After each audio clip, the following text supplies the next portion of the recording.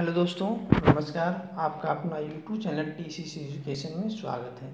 दोस्तों, हम आपके लिए लेकर के आए हैं क्लास 10th का फिजिक्स चैप्टर प्रकाश का प्रवर्तन और भवांतर। इससे जुड़े हुए क्वेश्चनों के बारे में हम बताएंगे। दोस्तों, मेरे वीडियो पर आप पहली बार हैं देख रहे हो तो मेरे वीडियो को कर देंगे लाइक, सब्सक्राइब और अपने दोस्तों के पास से शेयर कर दें ताकि प्रत्येक वीडियो का नोटिफिकेशन आप तक पहुंचता जाए। दोस्तों, हम शुरू करते हैं आज के क्वेश्चन। एक कॉमन नंबर क्वेश्चन से शुरू करते हैं जो आपके एग्जाम में इसी टाइप का क्वेश्चन पूछा जाता है। तो आपके कॉमन नंबर क्वेश्चन आपका है, अवतल लेंस वास्तविक वस्तु का होता है। ऑप्शन ए है हमेशा वास्तविक प्रतिबिंब बनाता है, बी है हमेशा आभासी प्रतिबिंब बनाता है, सी है आभासी वास्तविक दोनों प्रतिबिंब बनाते हैं और ऑप्शन डी है हमेशा बड़ा प्रतिबिंब बनाता है। तो दोस्तों, इसका राइट आंसर जाता है आपका बी की ओर होगा, हमेशा आभासी प्रतिबिंब बनाता है। दोस्तों, क्वेश्चन नंबर आपके 58 ए रहा स्क्रीन पर आपकी ये शुरू होती है। कहते हैं कि टू डायोप्टर यानी कि टू डायोप्टर क्षमता वाले लेंस की फोकस दूरी होती है। ऑप्शन ए है +50 सेंटीमीटर, बी है -50 सेंटीमीटर, सी है +20 सेंटीमीटर और डी है -20 सेंटीमीटर। तो इसका सही आंसर जाता है ए की ओर हो जाएगा, +50 सेंटीमीटर का होगा। तो क्वेश्चन नंबर आपका 59 ये रहा स्क्रीन पर, पढ़े बताए क्या होगा। उत्तल लेंस द्वारा तब काल्पनिक प्रतिबिंब बनता है जब प्रतिबिंब रहते हैं। ऑप्शन ए फोकस पर, बी है अनंत पर, सी है फोकसांतर से कम दूरी पर और डी है इनमें से कोई नहीं।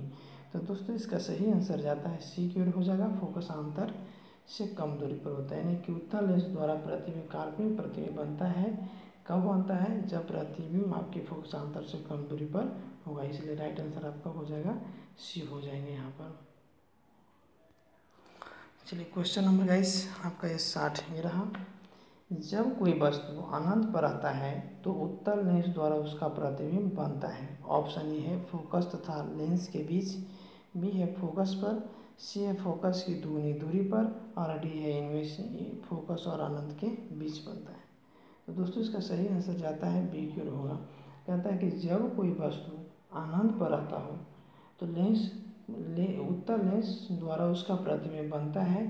तो राइट आंसर आपका हो जाएगा बी हो जाएगा, फोकस पर, यानी कि फोकस पर वो वस्तु रहे तो उसका प्रतिबिंब बनेगा। चलिए क्वेश्चन नंबर 61। मोटे लेंस की फोकस दूरी पतले लेंस की तुलना में होती है। ऑप्शन ए है कम होती है, बी है अधिक होती है, सी है बराबर होती है और डी है इनमें से कोई नहीं। तो इसका सही आंसर जाता है ए की ओर जाएगा, कम होती है। यानी मोटे लेंस की फोकस दूरी पतले लेंस की तुलना में कम होती है। गाइस क्वेश्चन नंबर आपका 62 ये है। लेंस की क्षमता का ऐसे मात्रक होता है। ऑप्शन ए है मीटर, बी है वर्ग मीटर, सी है डायोप्टर, इनमें से कोई नहीं। तो लेंस का ऐसे मात्रक डायोप्टर में होता है जिसका संकेत डी होता है, डी से हम निरूपित करते हैं। इसका राइट आंसर आपका हो जाएगा सी हो जाएगा, डायोप्टर हो जाएगा। Guys question number 63। समान फोकस दूरी के उत्तल लेंस और अवतल लेंस सटा कर रखे गए हैं तो यह युग्म काम करेगा। ऑप्शन ए उत्तल लेंस की तरह, बी है अवतल लेंस की तरह, सी है कांच की आयताकार झिल्ली की तरह और डी है प्रिज्म की तरह। तो दोस्तों, इसका सही आंसर क्या हो जाएगा। तो सही आंसर जाता है सी की ओर हो जाएगा। समान फोकस दूरी के उत्तल और अवतल लेंस सटा कर रखे गए हैं तो यह युग्म काम करेगा कांच की आयताकार झिल्ली की तरह होंगे। राइट आंसर आपका सी हो जाएगा। गाइस क्वेश्चन नंबर आपका 64। कहते हैं कि किसी प्रतिबिंब का इन्फिनिटी पर प्रतिबिंब यानी अनंत पर प्रतिबिंब प्राप्त करने के लिए बिंब को उत्तल लेंस के सामने कहाँ रखेंगे। ऑप्शन ए है लेंस की मुख्य फोकस पर, बी है फोकस दूरी की दुगनी दूरी पर, सी है अनंत पर और डी है लेंस की प्रकाशीय केंद्र और मुख्य फोकस के बीच पर कहाँ रखेंगे। तो इसका सही आंसर जाता है ए क्यों होगा, लेंस के मुख्य फोकस पर रखेंगे। या सही आंसर आपका ए हो जाएगा। प्रकाश की किरणें गमन करती है। दोस्तों, ये आपके 2017 में पूछे हुए क्वेश्चन है। प्रकाश की किरणें गमन करती है। ऑप्शन ए है सीधी रेखा में, बी है टेढ़ी रेखा में, सी है किसी भी दिशा में और डी है इनमें से कोई नहीं। तो दोस्तों, इसका सही आंसर जाता है ए क्यों होगा, सीधी रेखा में। प्रकाश की किरणें गमन कर देंगे। प्रकाश किस रेखा में गमन करती है? तो सीधे में एक रेखा में हो जाएगा। इस राइट आंसर आपका ये हो जाएगा। क्वेश्चन नंबर 66, सर्च लाइट का परावर्तक सतह होता है उत्तल, अवतल, समतल, इनमें से कोई नहीं। तो सर्च लाइट यानी कि हेडलाइट का प्रकाश का प्रवर्तक सतह होते हैं या अवतल होते हैं, इसलिए राइट आंसर आपका अवतल हो जाएगा। सही आंसर आपका बी की ओर जाता है। नेक्स्ट क्वेश्चन नंबर आपका है 67 है, निर्वात में प्रकाश की चाल क्या होती है? ऑप्शन ए है 3×10⁸ मीटर प्रति सेकेंड, बी है 3×10⁸ सेंटीमीटर प्रति सेकेंड, 3×10⁸ किलोमीटर प्रति सेकेंड, इनमें से कोई नहीं होंगे। तो दूसरे इसका राइट आंसर जाता है बी की ओर हो, ये की हो जाएगा। निर्वात में प्रकाश की चाल 3×10⁸ मीटर प्रति सेकेंड होता है, इससे राइट आंसर आपका ये हो जाएगा। गैस क्वेश्चन नंबर आपका ये स्क्रीन पर, प्रकाश की किरणों की सरल रेखीय गमन का अनुप्रयोग होता है। ऑप्शन ए है सूर्य ग्रहण में, बी है चंद्र ग्रहण में, सी है तारे के चमकने में, और डी कहता है कि सूर्य ग्रहण और चंद्र ग्रहण दोनों में। कहता है प्रकाश की किरणें सरल रेखीय गमन करती है, अनुप्रयोग करती है किसमें? तो आपका ऑप्शन ए हो जाएगा और बी दोनों हो जाएगा, यानी राइट आंसर आपका डी की ओर चला जाएगा। इसका सही आंसर आपका डी हो जाएगा। सूर्य ग्रहण और चंद्र ग्रहण के समय भी प्रकाश की किरणें सीधी रेखा में गमन करती है। चलिए गैस क्वेश्चन नंबर आपका ये रहा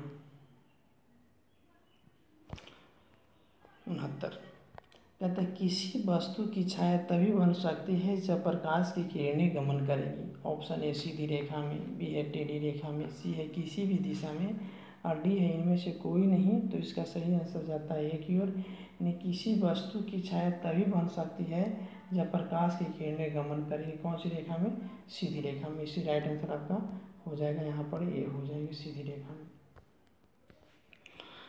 चलिए क्वेश्चन नंबर 70 ये रहा आपके स्क्रीन पर, कहता है प्रकाश स्रोत के सामने एक हरी रंग की छड़ी को खड़ा कर रख देते हैं पर उसकी छाया कैसी होगी? प्रकाश स्रोत के सामने एक हरी रंग की छड़ी को खड़ा कर रख देते हैं तो उसकी छाया कैसी होगी?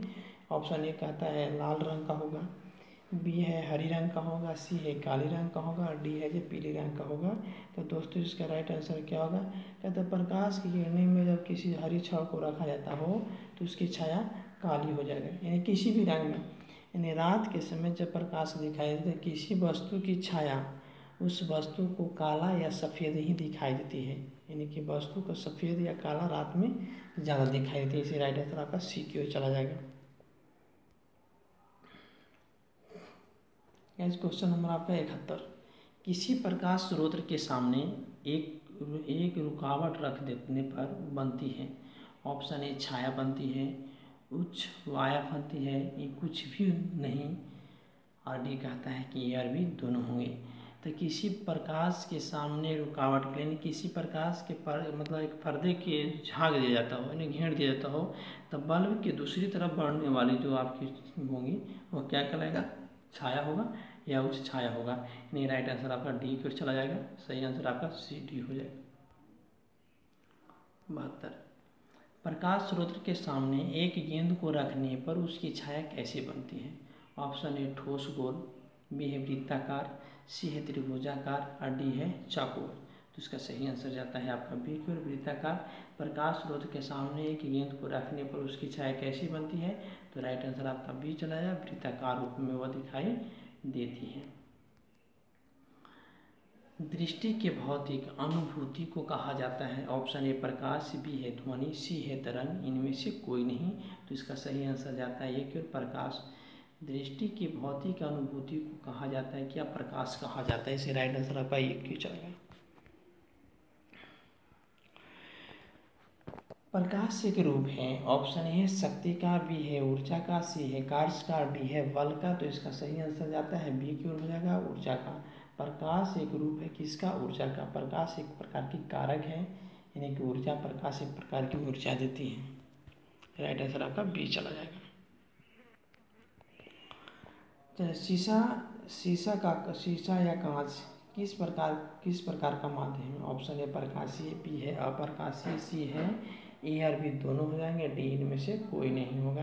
तो सही आंसर आपका हो जाएगा ये क्यों चला जाएगा दोस्तों, आपका आंसर ये हो जाएगा। शीशा या प्रकाश किस प्रकार का माध्यम है, तो प्रकाशीय माध्यम है, राइट आंसर आपका ये हो जाएगा।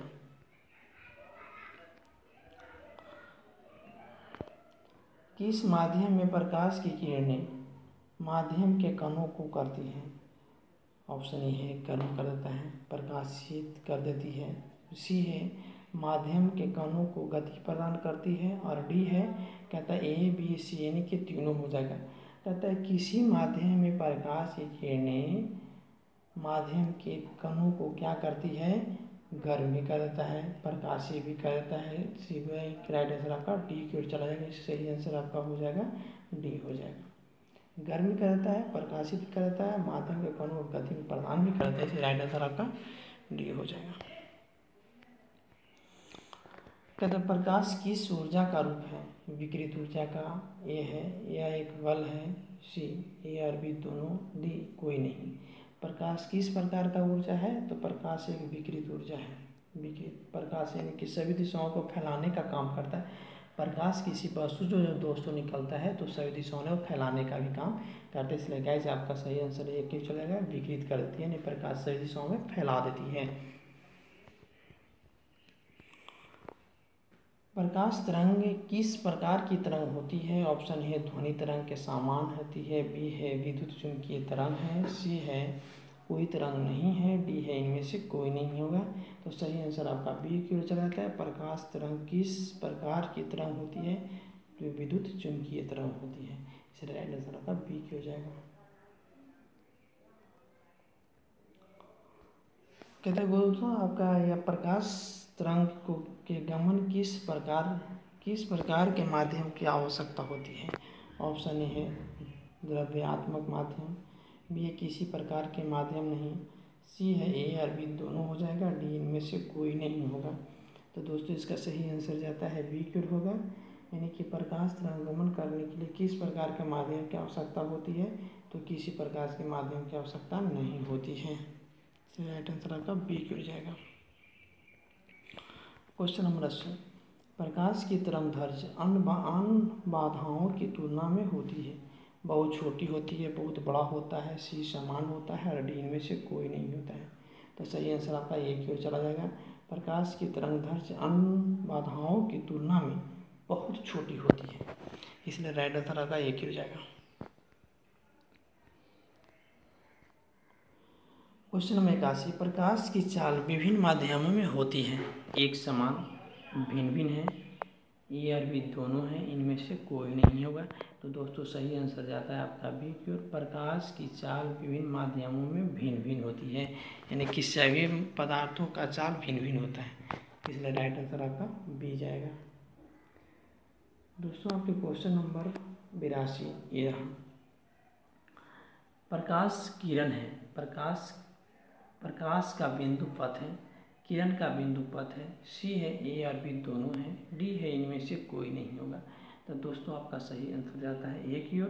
प्रकाश की किरणें प्रकाश बिंदु का पथ है, प्रकाश का बिंदु पथ है यानी कि रास्ता है, इसे राइट आंसर आपका ए की ओर हो जाएगा। कहता है किरणों के समूह को क्या कहा जाता है, किरण पुंज कहते हैं, प्रकाश पुंज कहते हैं, यानी कि इनमें दोनों कहते हैं, डी इनमें से कोई नहीं होगा।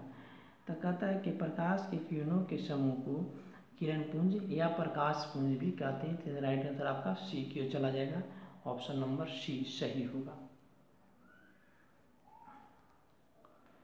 किसी उच्च कोटि की पॉलिश किए गए दर्पण अपने पर पड़ने वाले प्रकाश को परावर्तित करती है, ऑप्शन ए पूर्ण रूप से, अंशत रूप से, अपरिवर्तित रूप करता है, अवशोषित करता है। क्या करता है भाई, कहता है किसी उच्च कोटि के पॉलिश किए गए, पॉलिश यानी कि रंगा हुआ दर्पण उसके पड़ने वाले प्रकाश के परावर्तित कर देता है, तो राइट आंसर आपका ए की होगा, पूर्ण रूप से होती है परावर्तित, पूर्ण रूप से वो परावर्तित करती है। क्वेश्चन नंबर 85, कांच यानी कांच पारदर्शी माध्यम, कांच से प्रकाश की किरणें गुजरती है तो क्या कहलाता है, ऑप्शन ए कुछ भाग परावर्तित हो जाता है यानी कुछ भाग पार हो जाता है, अपवर्तित होता है, यानी कुछ भाग पार नहीं होता है। सी, कुछ भाग अवशोषित भी हो जाता है, यानी कि अपने आप में अवशोषित भी कर लेता है। तो दोस्तों इसका राइट आंसर आपका चला जाएगा डी क्योर हो जाएगा, यानी कि कहाँ पारदर्शी पदार्थ के किरणें के गुजरने पर वो क्या करता है, परावर्तित भी कर देता है, अपवर्तित रहता है, अवशोषण, तीनों करता है। इसलिए राइट आंसर आपका हो जाएगा, यहाँ पर हो जाएगा डी हो जाएगा। चलिए क्वेश्चन नंबर 86 गाइस। वायु में प्रकाश की चाल निर्वात की अपेक्षा होती है, कम होती है, ज़्यादा होता है, समान होता है, इनमें से कोई नहीं होगा। तो इसका सही आंसर जाता है एक। और वायु में प्रकाश की चाल निर्वात की अपेक्षा होती है तो कम होता है, इसे राइट आंसर आता है एक हो जाएगा। 87 प्रकाश की किरणें हो सकती है। ऑप्शन ए दर्पणों द्वारा परावर्तित, बी है पारदर्शी माध्यमों द्वारा अपवर्तित, सी है लेंस द्वारा अपवर्तित और डी है इनमें से सभी होंगे।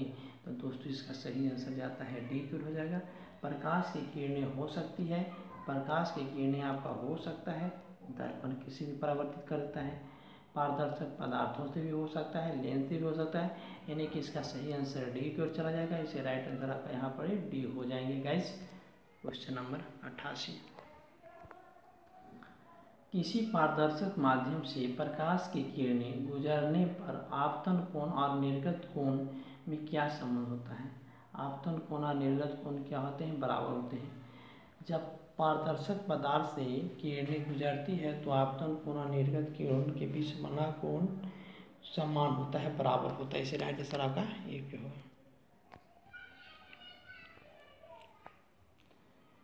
कहते हैं प्रकाश हमेशा निम्नांकित संचार के साधन प्रदान करती है। ऑप्शन ए कांच रेशा से बनी तंतु का, बी है प्रकाशीय केवल, सी है टेलीफोन और डी है इनमें से सभी। तो राइट आंसर आपका हो जाएगा डी हो जाएगा, यानी कि प्रकाश हमेशा संचार के माध्यमों में पार करती है। तो राइट आंसर आपका डी की ओर चला जाएगा। क्वेश्चन नंबर आपका आंसर आपका डी हो जाएगा।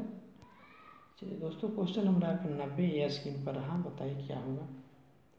प्रकाश तरंगें होती है, चुंबकीय तरंग होती है, विद्युत चुंबकीय तरंग होता है, विद्युतीय तरंग होते हैं, डी इनमें से कोई नहीं होता है। तो दोस्तों आपका सही आंसर बी को चला जाएगा। प्रकाश तरंग होती है, विद्युत चुंबकीय तरंग। प्रकाश एक विद्युत चुंबकीय तरंग है, इसे राइट आंसर आपका बी की ओर चला जाएगा। तो दोस्तों क्वेश्चन नंबर यहाँ पे ये रहा, स्क्रीन पर आपके ये रहा। या तो प्रकाश की निर्वात में चाल, प्रकाश के माध्यम में चाल अपवर्तनांक एन डैश का मान होता है। तो इसका राइट आंसर हो जाएगा एन डैश बराबर C1/V1 हो जाएगा, यानी कि राइट आंसर आपका ए की ओर चला जाएगा। दोस्तों मेरी वीडियो अगर अच्छी लगी तो मेरे वीडियो को कर देंगे सब्सक्राइब और साथ में बेल आइकन की घंटी को बजा देंगे और अपने दोस्तों के पास शेयर करें। तब तक मेरी वीडियो में आप बने रहें। जय हिंद, जय भारत। अगले वीडियो में आपसे मिलेंगे। थैंक यू, धन्यवाद।